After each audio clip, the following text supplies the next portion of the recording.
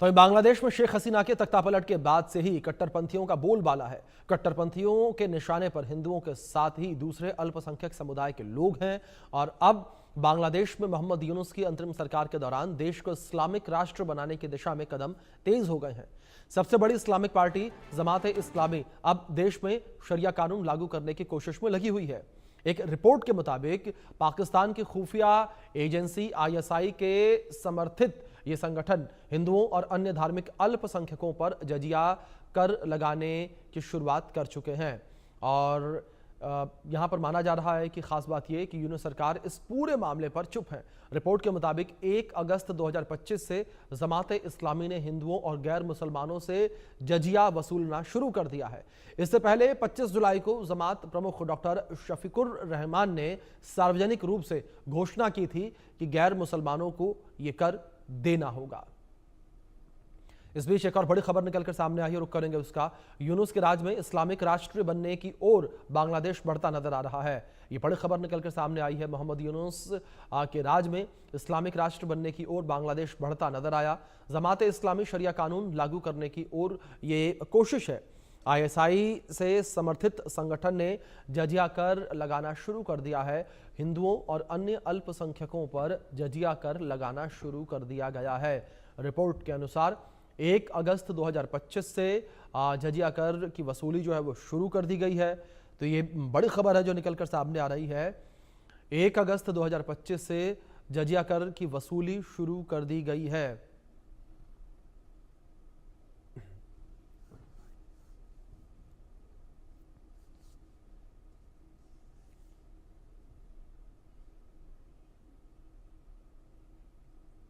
चलिए कुछ और अपडेट आप तक पहुंचा दें। जहां बांग्लादेश में हिंदुओं से जजिया कर की वसूली की जा रही है। बांग्लादेश में कट्टरपंथियों ने जो है अल्पसंख्यकों पर लगातार हमले किए हुए हैं। अल्पसंख्यक समुदाय के लोग यूनुस राज में इस्लामिक राष्ट्र बनाने की ओर बांग्लादेश बढ़ता नजर आ रहा है। जमात-ए-इस्लामी अब शरिया कानून लागू करने की कोशिश कर रहा है। बांग्लादेश की सबसे बड़ी इस्लामिक पार्टी जमात-ए-इस्लामी आईएसआई से समर्थित संगठन ने हिंदुओं और अन्य अल्पसंख्यकों पर जजिया कर लगाना शुरू कर दिया है। कट्टरपंथियों का फैसला धर्मनिरपेक्ष ढांचे को इस्लामिक शासन में बदलने का संकेत है। यूनुस सरकार ने जमात-ए-इस्लामी के फैसले पर चुप्पी साधी हुई है। रिपोर्ट के अनुसार 1 अगस्त 2025 से शुरू हुई जजिया कर की वसूली जमात-ए-इस्लामी ने हिंदुओं और गैर मुसलमानों से जजिया कर वसूलना शुरू कर दिया है। तो लगातार हिंदुओं से जजिया कर वसूला जा रहा है और जो अन्य यहाँ पर धर्म के लोग हैं वो लगातार जजिया कर का सामना कर रहे हैं। विदेश मामलों के जानकार निपुण आलम बयान हमारे साथ जुड़े हुए हैं। निपुण जी, बहुत स्वागत है आपका इंडिया न्यूज़ पर। निपुण जी, पहला सवाल यहाँ पर यही है कि जिस तरीके से यहाँ पर गैर मुसलमानों के साथ लगातार ये अत्याचार किया जा रहा है, क्या ये अब मान लिया जाए कि बांग्लादेश में लोकतंत्र खत्म हो चुका है, लोकतंत्र की हत्या हो चुकी है? अभिषेक जी, लोकतंत्र की तो बात तभी हो गई थी जब शेख हसीना को वहां से निकाला गया। अभी जी मोहम्मद यूनुस की जो गवर्नमेंट है वो कोई डेमोक्रेटिक तरीके से थोड़ी आई है, इलेक्शन से थोड़ी बिल्कुल। ना आई है। वो आपका गैर निर्वाचित सरकार है। तो लोकतंत्र की हत्या तो तभी हो चुकी है। और देखिए होता क्या है कि जब आप ताकत के माध्यम से सत्ता काबिज करते हैं जी तो वैधता उसको नहीं होती, उसको हम लोग बोलते हैं लेजिटिमेसी, यानी कि वैधता नहीं होती है। शेख हसीना की जो सरकार थी उसको वैधता थी क्योंकि वो संवैधानिक और संविधान के माध्यम से आई थी।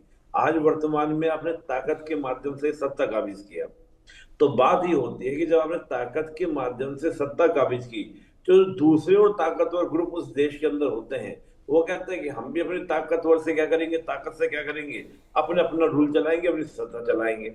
अभी जो हो रहा है आपका बांग्लादेश के अंदर, ये वही एक शुरुआत हो रही है। और ये कुछ कुछ वैसा ही है जैसा हम देखते हैं कबीलाई सोसाइटी में।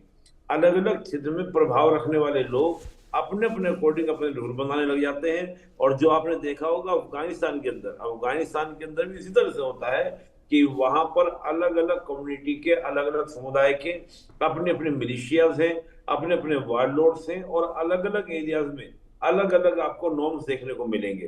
तो ये तो बांग्लादेश में शुरुआत हुई है। और आगे आगे देखिएगा और भी बहुत सारे ग्रुप वहां पर क्या करेंगे, काम करेंगे जो इस प्रकार के आपको इंसिडेंट करते हुए दिखाई देंगे। तो मैं बहुत आश्चर्यचकित नहीं हूं इस चीज को लेकर। ये निश्चित रूप से होना ही था और ये हमको होता हुआ दिख रहा है। जी निपुण जी, ये दूसरी विषय। ओर आईएसआई की जो इन्वॉल्वमेंट है इस वक्त बांग्लादेश के अंदर, बांग्लादेश की सरकार के अंदर जो उसका दखल है, उस दखल को आप किस तरीके से देखते हैं? क्या आईएसआई जो है वो पर्दे के पीछे से ये तमाम चीजें करवा रही है, जिस तरीके से हिंदुओं के ऊपर लगातार अत्याचार हमें देखने को मिल रहे हैं? देखिए, निश्चित रूप से आईएसआई हो या मिलिट्री हो पाकिस्तान की, उनके द्वारा ये अभिषेक किया हुआ है। और देखिए जी। अभिषेक जी, क्या था, आपको याद है मुनीर का भाषण पहलगाम के अटैक से पहले? वो क्या, किस तरह का भाषण था? भाषण यही था ना कि भाई जो आपका हिंदू और मुस्लिम अलग अलग हैं। और आपको याद कीजिए, मैं तो बार बार बोलता हूँ कि शेख हसीना के दौर के अलावा हम बात करें, जब हम देखते हैं कि भारत और पाकिस्तान के बंटवारे के समय जो हिंसा शुरुआत हुई थी, उस हिंसा की शुरुआत का सबसे मेन केंद्र जो था, वो यही पूर्वी और पश्चिम बंगाल का बॉर्डर ही था। यहीं पर सबसे ज्यादा हिंसा हुई थी। कलकत्ता के राइट्स, पूरे देश को याद है कि किस प्रकार से आपके कलकत्ता के राइट्स हुए थे।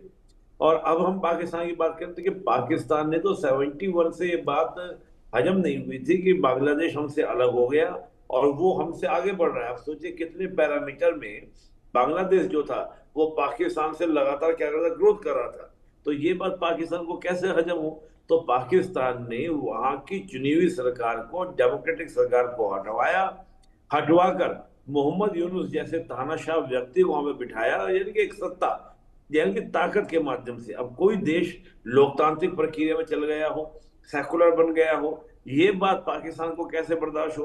तो पाकिस्तान का तो खुला खुला है, चाहे आईएसआई की हम बात करें, चाहे पाकिस्तान की आर्मी की बात करें, आप दोनों के संदर्भ में ये बात कह सकते हैं कि आपको देखने को मिलेगा।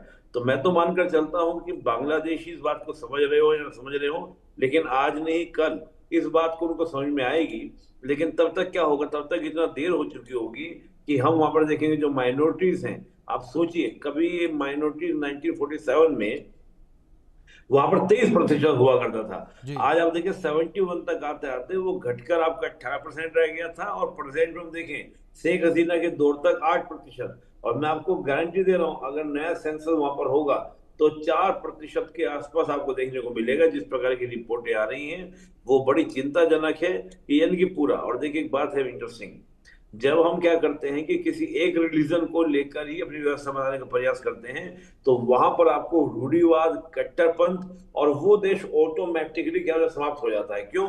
क्योंकि दूसरे के विचारों का सम्मान करने की भावना वहां पर होती नहीं है। भारत इतनी ग्रोथ क्यों कर रहा है? क्योंकि मॉडल ऑफ डाइवर्सिटी आ रही है।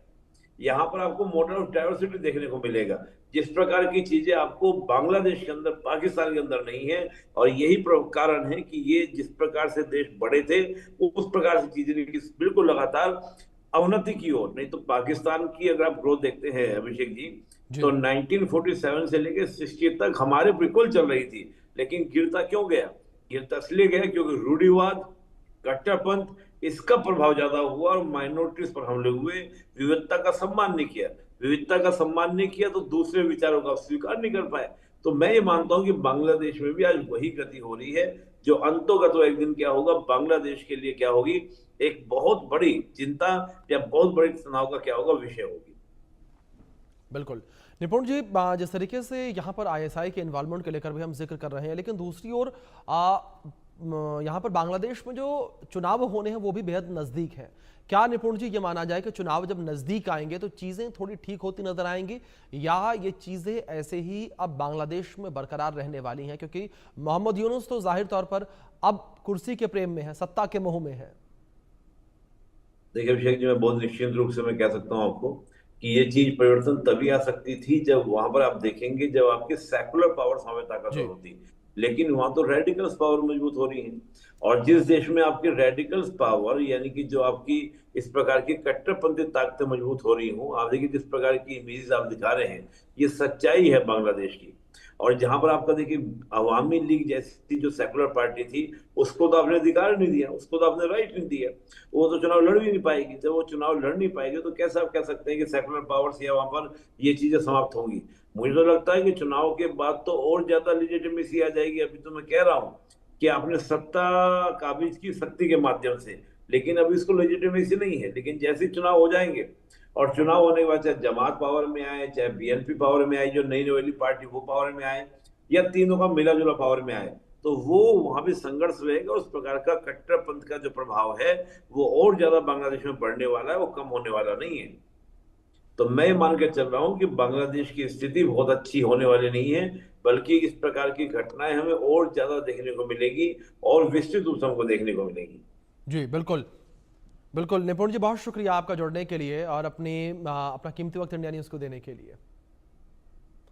तो लगातार जिस तरीके से बांग्लादेश में हिंदुओं के ऊपर, अल्पसंख्यकों के ऊपर अत्याचार किए जा रहे हैं, इस अत्याचार को लगातार लेकर यह भी कहा जा रहा है कि पाकिस्तान और आईएसआई के इन्वॉल्वमेंट इस वक्त बांग्लादेश की अंतरिम सरकार में देखने को मिल रही है और उनसे ही इंस्पायर होकर बांग्लादेश की सरकार जो है हिंदुओं पर लगातार अत्याचार कर रही है।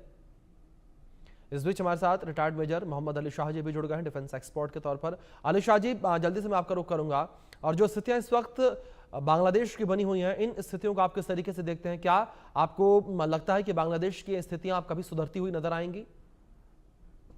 जी अभिषेक भाई, बड़ा अच्छा सवाल है आपका। देखिए, जिस तरीके से बांग्लादेश में हालात बिगड़े हैं, जी ये देखिए 2013 में ही, बल्कि 2012-13 के आसपास शेख हसीना ने जजिया टैक्स जो इनके पास था, जो कि हिंदुओं पे था, जी वो खारिज कर दिया था। इन्होंने अगस्त 2024 में दोबारा वो शुरू कर दिया। पिछले साल कुछ महीने पहले, मतलब तकरीबन एक साल होने को आया है। अब ये देखिए किस तरीके से बांग्लादेश में माइनॉरिटीज के खिलाफ, और फिर ये बोलते हैं कि नहीं, कोई जुल्म नहीं हो रहा। हिंदुस्तान से कितनी मुस्लिम बॉडीज, एम्पायर हो गया, आईडू हो गई, आईडू कितने बार इन्होंने मोहम्मद यूनुस साहब को लिखा है कि भाई जिस तरीके से आप माइनॉरिटीज की ट्रीटमेंट हो रही है बांग्लादेश के अंदर, आप कुछ लगाम लाइए, गेट होल्ड, कुछ काबू में लाइए हालात। लेकिन ये लोग हालात में कुछ काबू में चीजें ला नहीं पा रहे हैं, या तो लाना नहीं चाह रहे हैं, जी ला नहीं पा रहे हैं, क्या है। अब जिस तरीके से पाकिस्तान ने झपट लिया बांग्लादेश के ऊपर कि भाई यही मौका है, उन्होंने देखा कि इन्होंने इनको हत्याने की कोशिश करी है, अब पाकिस्तान के चुंगल में आ गए हैं ये। अब पाकिस्तान के चुंगल में आ गए हैं तो बर्बादी के रास्ते में ही होंगे। जो पाकिस्तान खुद बर्बाद देश है। पाकिस्तान खुद एक भिखारी का कटोरा लेकर घूम रहा है दर बदर। एफएटीएफ के ग्रे लिस्ट में है, फाइनेंशियल एक्शन टास्क फोर्स। और देखिए, आईएमएफ से इनको कर्जा नहीं मिल रहा था, वो तो डोनाल्ड ट्रंप साहब ने दान दे दिया इनको, फट से इनको, इन पे रहम खाया, इनको दे दिया। वो मैं कहूंगा उसको टेरर फंडिंग हुई है वो, एक तरीके से देखा तो। जी पाकिस्तान, ये देखिए ये टीवी स्क्रीन पे इतना इतने, ये देखिए, बहुत दिल रोता है। बिल्कुल। अली शाह जी, लगातार अल्पसंख्यकों के ऊपर अत्याचार जो है बढ़ते ही चले जा रहे हैं और मोहम्मद यूनुस हाथ पर हाथ रखकर सब कुछ देख रहे हैं। बहुत शुक्रिया अली शाह जी जुड़ने के लिए, कीमती वक्त